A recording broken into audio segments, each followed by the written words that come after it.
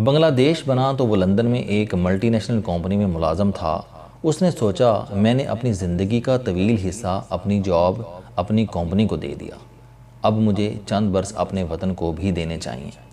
اس کے پاس central London کا ایک فلیٹ تھا، اس نے وہ فروخت کر دیا اور ڈھاکہ آ گیا۔ یہ 1972 کی بات تھی۔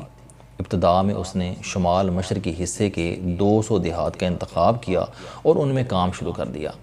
اس نے وہاں ماہی گیروں کے لیے کشتیاں بنائیں، بنیادی طبی سہولتوں کا بندوبست کیا اور چھوٹے کسانوں کو کاشتکاری کے نئے طریقے سکھائے۔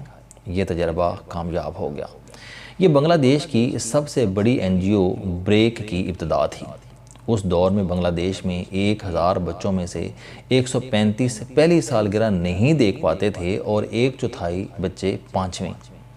اس نے اور اس کی تنظیم نے 1979 کو بچوں کا سال قرار دے دیا۔ ان لوگوں نے اس سال پورے بنگلہ دیش کی ماؤں کو نمکول بنانے اور اپنے بچوں کو موت سے بچانے کا طریقہ سکھا دیا۔ یہ ایک حیران کن کام تھا۔ اس سے بھی بڑا حیران کن کام اس نے اگلے سال کیا۔ اس نے بنگلہ دیش کے 36,000 دیہات کے بے زمین اور بے ہنر لوگوں کو اپنے اپنے پاؤں پر کھڑا کر دیا اور اس نے 25 لاکھ گھرانوں کو برسر روزگار کر دیا۔ اس کی اس سکیم کے 2 فارمولے تھے۔ اس کا کہنا تھا کہ آج کے کھانے کی فکر میں پریشان شخص کبھی مستقبل کے بارے میں نہیں سوچ سکتا، لیکن جب کوئی شخص ایک بار 100 ٹکے بچا لیتا ہے تو اس کا دماغ فوراً مستقبل کے بارے میں سوچنا شروع کر دیتا ہے۔ لہٰذا جب تک غریب بچت نہیں کرتا وہ اس وقت تک پر امید نہیں ہو سکتا۔ چنانچہ اس نے غریب کو بچت کی عادت ڈال دی، جس کے نتیجے میں غریب نے امیر ہونا شروع کر دیا۔ دوسرا اس کا کہنا تھا کہ حکومت غریب کو مرغی پالنے کے لیے قرض تو دے دیتی ہے، لیکن وہ یہ نہیں سوچتی کہ اگر مرغی بیمار ہو گئی تو اس کا ٹیکہ کون لگائے گا۔ لہٰذا اس نے 36,000 دیہات کی عورتوں کو نہ صرف مرغیاں پالنے کے لیے قرض دیے بلکہ انہیں ٹیکے لگانے کا فن بھی سکھا دیا۔ اس کی اس مہربانی سے آج بنگلہ دیش کی 5 لاکھ خواتین پولٹری فارموں کی مالک ہیں اور وہ اور اس کا ادارہ بریک آج تک 12.5 لاکھ غریبوں کو قرضے دے چکا ہے۔ یہ ادارہ 50,000 دیہات میں کام کر رہا ہے اور اس سے 25 لاکھ خاندان مستفید ہو رہے ہیں۔ ان تمام کاموں سے فارغ ہو کر اس نے تعلیم کے میدان میں قدم رکھا۔ اس نے دنیا میں اپنی نوعیت کا انوکھا تعلیمی نظام وضع کیا۔ اس نے بنگلہ دیش میں 22 سکول قائم کیے جن میں سے 3 برسوں میں پرائمری پاس کرائی جاتی تھی۔ اس نے یہ ہدف سکول کو نئی جہت دے کر حاصل کیا۔ اس نے بریک سکول کو ایسی تفریح گاہ بنا دیا جس میں بچوں کو ڈرامے، رقص اور موسیقی کے ذریعے تعلیم دی جاتی تھی۔ یہ ایسے سکول تھے جن میں داخلے کے لیے بچوں کو گھروں سے نہیں لانا پڑتا تھا۔ سکول کھلتے ہی سارے گاؤں کے بچے وہاں جمع ہو جاتے تھے اور شام کے تک وہاں کھیلتے کودتے اور سیکھتے رہتے تھے۔ یہ سسٹم اتنا کامیاب رہا کہ آج بنگلہ دیش میں بریک کے 52,000 سکول ہیں جن میں 19 لاکھ بچے پڑھ رہے ہیں۔ بریک نامی ادارے کے اس روح نواں کا نام فضل حسین عابد ہے۔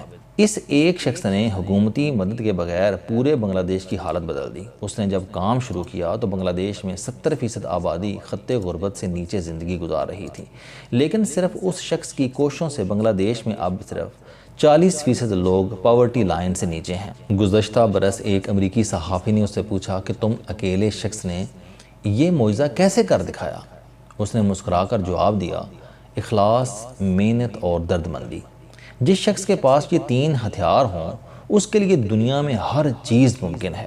یہ شخص کبھی پاکستان کا باشندہ تھا، وہ کراچی میں رہتا تھا، وہ سینکڑوں مرتبہ اسلام آباد، لاہور اور پشاور آیا لیکن ہم نے اس کی قدر نہ کی۔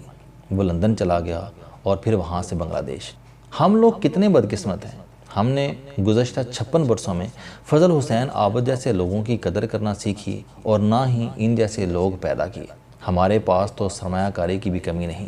پاکستان کے شیڈیول بینک ہر سال 10 ارب روپے زکوٰۃ کاٹتے ہیں۔ یہ زکوٰۃ ہم 39,000 کمیڈیوں کے حوالے کر دیتے ہیں جو اس مستحقین میں تقسیم کر دیتی ہے۔ اس زکوٰۃ سے 8,59,000 لوگوں کو 600 روپے ماہانہ گزارا الاؤنس دیا جاتا ہے۔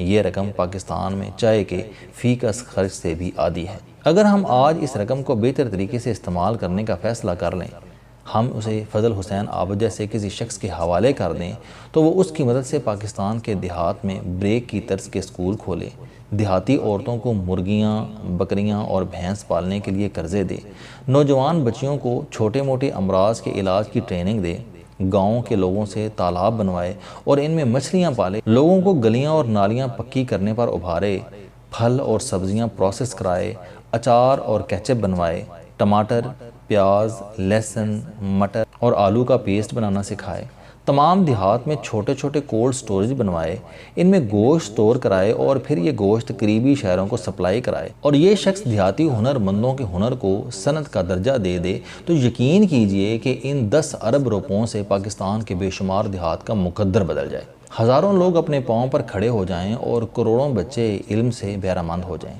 لیکن ہم سرمایہ کے اس کیٹو کو 600 روپے کے ذروں میں بدل دیتے ہیں اور پھر یہ ذرے بھوکوں، بیماروں اور بے روزگاروں کی جھولی میں ڈال دیتے ہیں۔ یہ کیٹو ہر سال بنتا ہے، ٹوٹتا ہے اور بکھر جاتا ہے، لیکن کسی کا مقدر نہیں بدلتا، اور پچھلے سال کا غریب اگلے سال مزید 2 غریب لے کر آپ کے دروازے پر آ کھڑا ہوتا ہے۔ ہم لوگ 1 روپیہ 10 فقیروں میں تقسیم کر دیتے ہیں، مگر کسی ایک فقیر کی کلہاڑی میں 10 روپے کا دستہ نہیں ٹھونکتے۔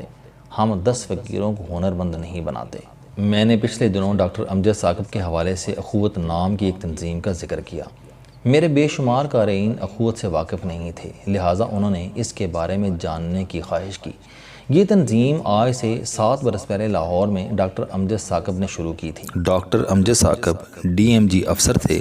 ان کے دوست اور سرکاری افسر سلیم رانجھا نے انہیں 10,000 روپے دیے اور ان لوگوں نے اس سرمایہ سے اخوت کی بنیاد رکھ دی۔ یہ تنظیم انتہائی غریب لوگوں کو 10,000 روپے بلا سود قرض دیتی ہے۔ اس قرض سے وہ شخص کاروبار شروع کرتا ہے اور صرف 10 ماہ میں اپنے قدموں پر کھڑا ہو جاتا ہے۔ ان 7 برسوں میں اس تنظیم کا سرمایہ 20 کروڑ روپے تک پہنچ چکا ہے، جبکہ یہ 18,000 لوگوں کو برسر روزگار بنا چکی ہے، اور حیرت انگیز طور پر اس کی ریکوری بھی 100% ہے۔ آج تک کسی غریب قرض خواہ نے اس تنظیم کے ساتھ دھوکہ نہیں کیا۔ یہ پاکستان کی واحد تنظیم ہے جسے دنیا کی 2 بڑی یونیورسٹیوں میں کیس اسٹڈی کے طور پر پڑھایا جا رہا ہے۔ میں جب بھی اس تنظیم کے بارے میں سوچتا ہوں تو مجھے فوراً بریک اور فضل حسین یاد آ جاتے ہیں، اور میں سوچتا ہوں کہ ہمارے اندر بھی ڈاکٹر امجد ثاقب جیسے لوگ موجود ہیں، بس ان لوگوں کو سرپرستی اور محبت کی ضرورت ہے۔ اگر حکومت ان لوگوں اور ان تنظیموں کی سرپرستی کرے تو یہ لوگ کمال کر سکتے ہیں۔ اگر ہم لوگ ڈاکٹر امجد ثاقب جیسے لوگوں کے ساتھ شامل ہو جائیں تو ہم اس ملک میں بریک جیسے ادارے بنا سکتے ہیں جو حقیقتاً غربت اور پسماندگی کو بریک لگا دیں۔ السلام علیکم دوستو۔ علم دوستی چینل بنانے کا مقصد موٹیویشنل اور زندگی بدل دینے والی کہانیاں آپ تک پہنچانا ہے۔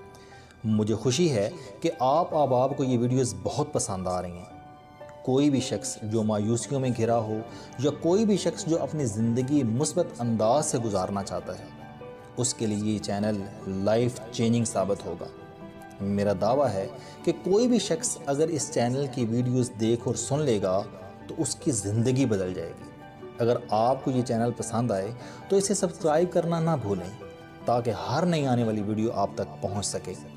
اس ویڈیو کو دوسروں تک ضرور پہنچائیں کیونکہ یہ صدقہ جاریہ ہے۔